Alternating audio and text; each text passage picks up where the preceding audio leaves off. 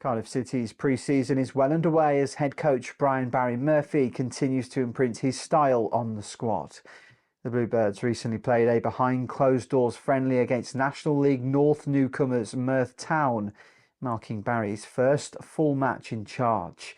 Cardiff claimed victory with Yusuf Salek, Tanusu Nwaka and Luke Pearce also finding the net. While the level of opposition limits what can be drawn from the result, the match offered valuable insight into the players' development.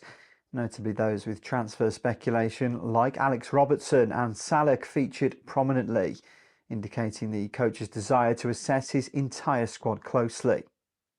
Fans were encouraged by the faster pace and sharper passing compared to recent years, an area Barry Murphy is clearly targeting. Ryan Wintle is also heavily involved, and his return is particularly significant as Cardiff's recent departures of Joe Rawls, Aaron Ramsey and Carlo Dowda. Ramsey made clear his belief that Cardiff can return to the Championship and go even further in the future.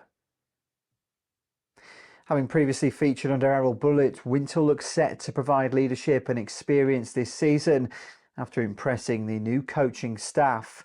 Training footage highlights the high-intensity football Barry Murphy wants to implement, including his demand for quick ball recovery and sharp decision-making.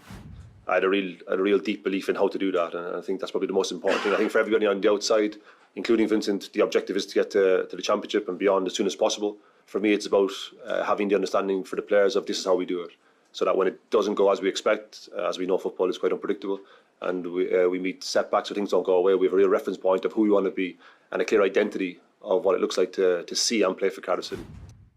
Cardiff's next pre-season fixtures in Spain include games against Southend United.